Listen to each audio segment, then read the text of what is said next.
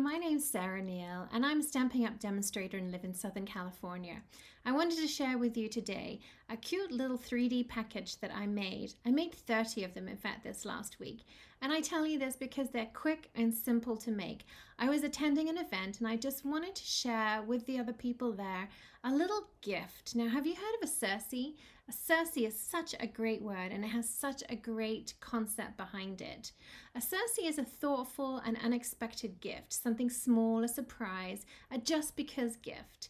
And I thought these would just be perfect for that occasion. And I'm sure you probably have some of those occasions too, where you want to create something just to give out as a token of appreciation, nothing too much. So let me show you how I made this, and I hope that you have a go at making them too. This is the project that I made this past week. Inside of here, you'll find 2 Merci chocolates, and they'll sit together just like this. Or you could equally use the Godiva Signature chocolates, which are pretty much the same size. The first thing to think about when making this project is which designer series paper you're going to choose. My preference would be to go for something with a small design, and I've opted for the delightfully eclectic designer series paper.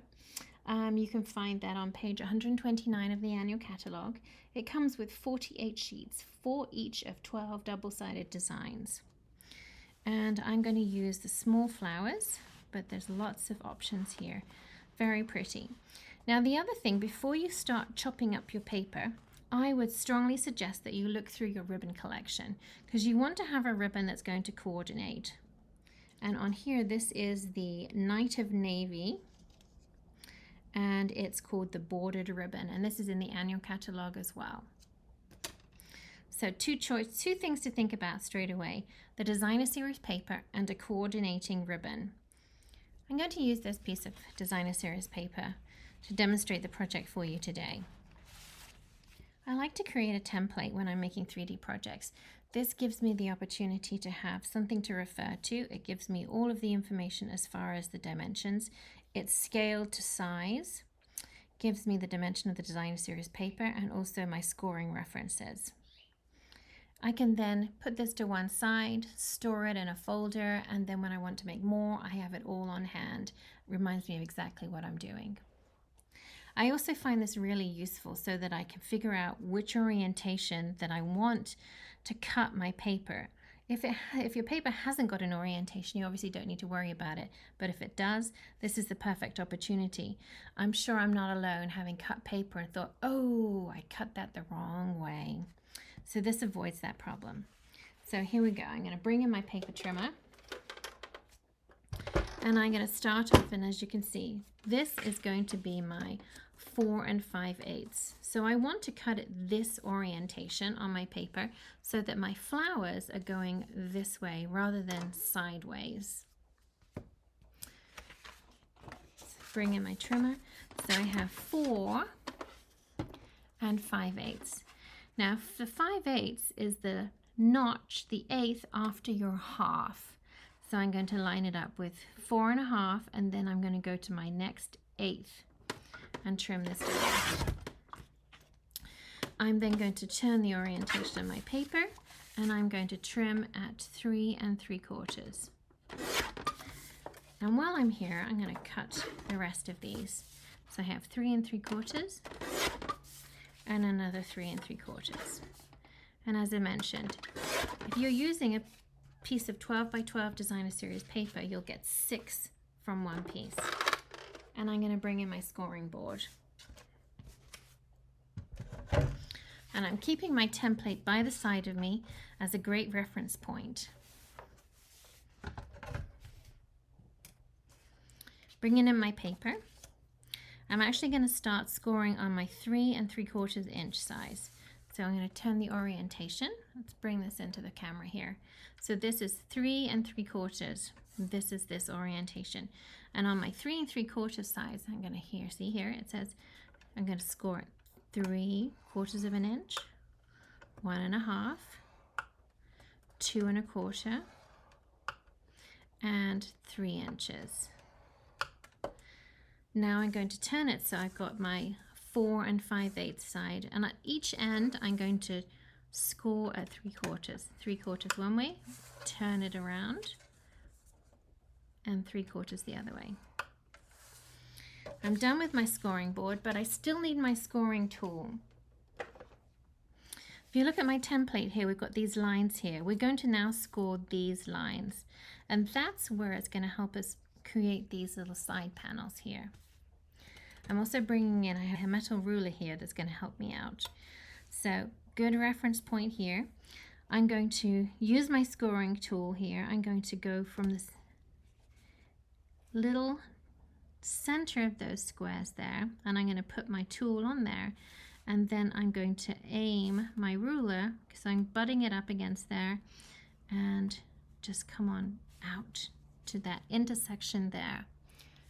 So this is going to be creating this, and I like to put my tool right on that intersection there, line up my ruler with the other point, and just score straight along.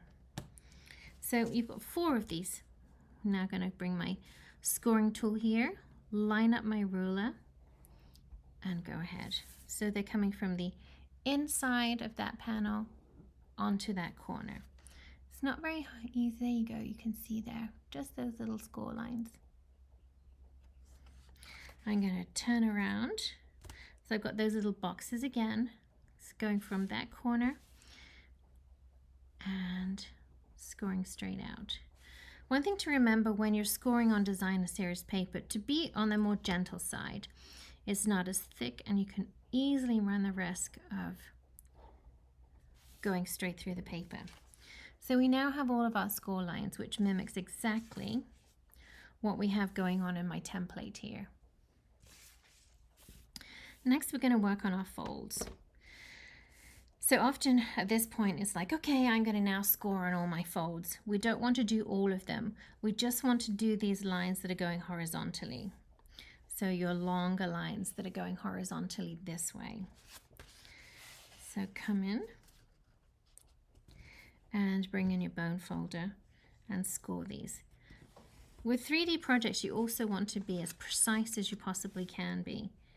So I'm lining up the edges of my paper here too.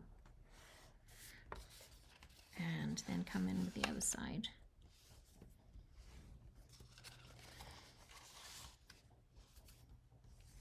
So we have our horizontals. We've got all these long lines here, the horizontals all scored. Now what I'm going to do here is I'm just going to pinch. We've got that little square in the middle. I'm going to pinch that line here and just give it a pinch. Okay, I'm going to do that on the opposite side. On that line there, just give it a pinch. And then I'm going to come in the other, flip it around. So all 4 corners I'm doing this to. So when you look at your template, okay, we're looking at our template, it's going to be these pieces just here. It's this one just here on all 4 corners.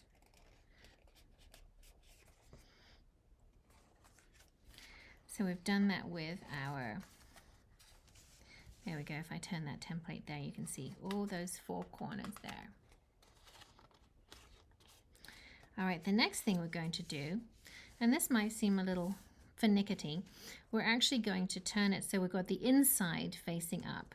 Now these score lines are going to be here, and I'm using my finger, and my idea is that this straight line here, so this is the second square in, this straight line here is going to line up along that score line.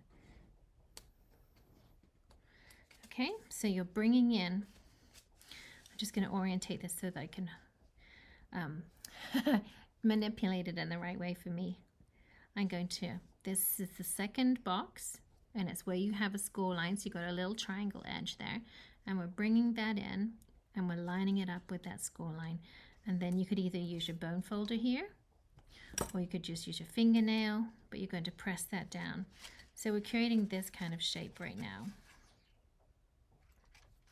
Let's flip it around and do the other ones. So I'm using my finger here to support where that score line is, and then bringing that and burnishing, or should I say just reinforcing there.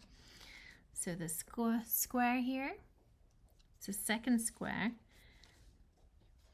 breaking it in and folding it along there. So let me show you on our template. So this is the outside of my template. This is the inside. We went along and pinched those boxes in the corner, and I have the score line here. Let me just quickly draw a little line in there so you can see. So this is a score line going across these angles here. And I'm going to hold it in place and bring that across. And my fingers here, I'm going to hold it in place and line up those two pieces there. I hope that helps. And then you're going to rotate and do exactly the same. So you've got those little diagonal score lines and bring those in and fold it. Bring it in and fold it. Okay. So here we have it on our designer series paper. This is where you're going to grab your chocolates, put them right there in that center panel. And because we've done this kind of pinching of the paper already, you'll find that it should curve around really easily. So you're bringing it in. I'm going to bring the top part to me first, and it's going to, it will automatically fold in, if you like. It's already got some memory, muscle memory, if you like. If you're having trouble and it's not folding in, then you see the top part there, you're just going to push it. You're going to give it a little encouragement there. So if it's not doing that for you, just give it a little push. There we go. And then we're going to bring in the bottom and pull it up top, and then you're going to just navigate it. And again, if it's not folding in how you want it to, just give that top corner a push down, and then you're pushing it into place. There you go. No adhesive needed. And that's just closed up your packaging for you. What I like to do at this point is just come in here with my bone folder and just reinforce those fold lines to hold it a little stronger. There we go. So that's your little packaging. So now at this point, you can choose exactly what you want to do. Now time to pull in your ribbon. I used my Night of Navy on this example, but I think I'm going to go with the glittered organdy ribbon because I think it will be a nice combination, nice match. I think the Night of Navy will just disappear.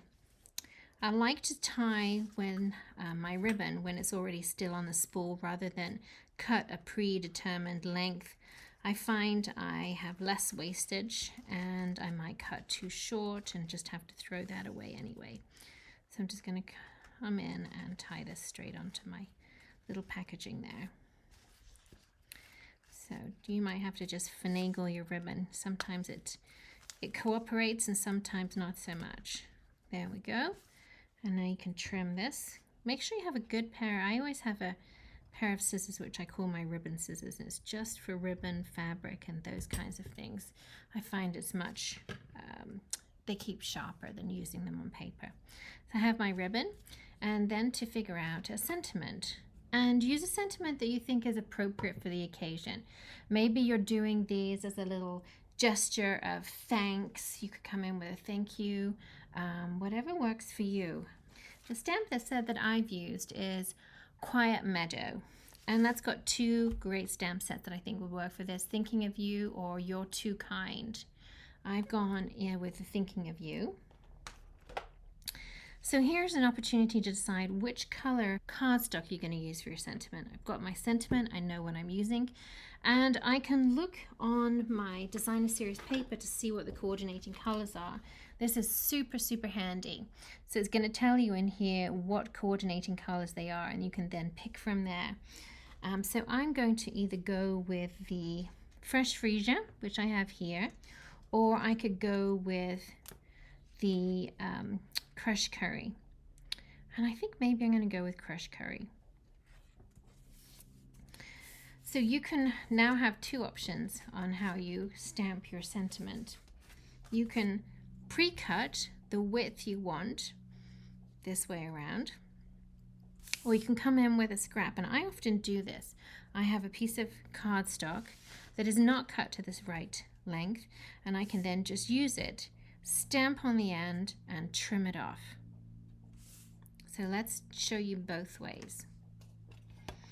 I'm going to get I've got a little tray here, and if you've got these little pots of embossing powder, I always write on mine in Sharpie because the writing on these is so small that 9 times out of 10 I'm going to pick up the wrong one.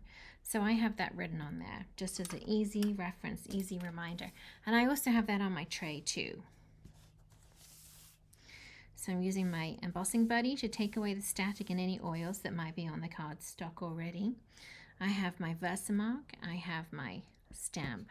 So let's give it a good ink up here. And let's see, stamp it down. You can catch it in the light to see if it's good. If it's not, and mine looks a little crooked there, I'm going to flip it over and give it a second go.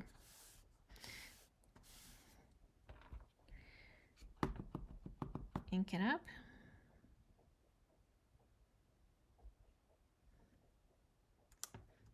Oops, now I have to figure out which is the right side.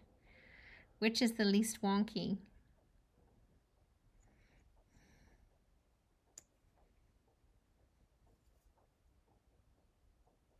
I think this one's the one.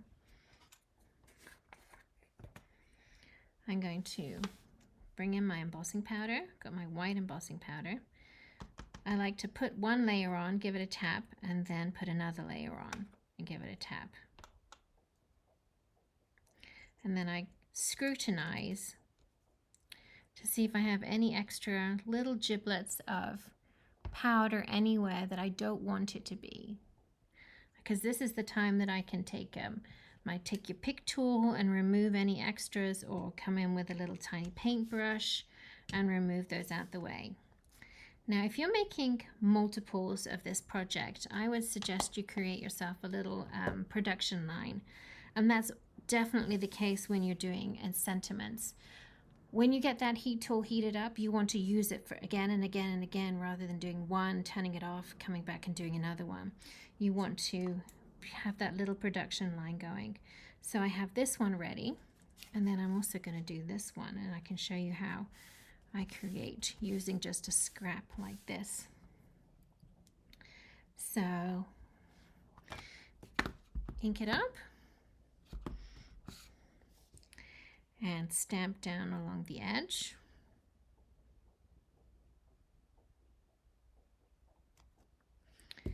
Add my embossing powder.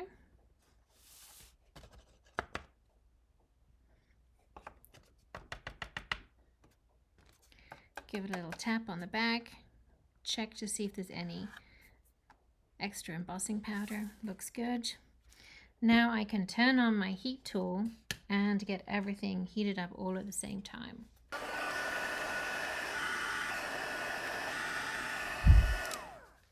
When I'm heat embossing, I like to heat from the back side first. I find it gives it a much smoother finish. I don't feel, sometimes you can get that bobbly effect, and I find when I heat from the back, it kind of secures and cements into the cardstock. And then I come in and finish on the front side. Just make sure when you're embossing as well that you get every nook and cranny. Often the outer edges seem to be the areas that get missed, and then they don't become shiny, and then they brush off. So this sentiment is ready to go. I'm just going to give it a little bit of trim on each end. If you are making multiples of these, you might also want to be mindful of how long you want these sentiments so that they are all following a similar pattern. I like to line mine up so I know where it's going to be trimmed, so all of them have a similar length, and then trim them off so I know they're all the same. So this for me is 2.5 inches. Now when I'm working with a piece of cardstock like this, I like to come in, I'm going to trim off a little bit off the top because inevitably, let me just move this in, inevitably there's a little extra space at the top. So I go in first and trim off that extra that I don't want there. And when I'm happy with the distance I have between the top of the sentiment and the top of the cardstock, I then come in. Sometimes I'm really pernickety and I'll measure from the top here, so that's the top of the cardstock, and then see where the first part of the writing comes in, and then I will mimic that. So I've got the bottom part of the writing, and then I know it was like a 16th of an inch between the top.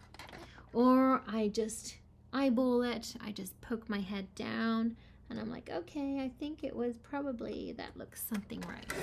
And then I'll trim it. So that gives you your piece there.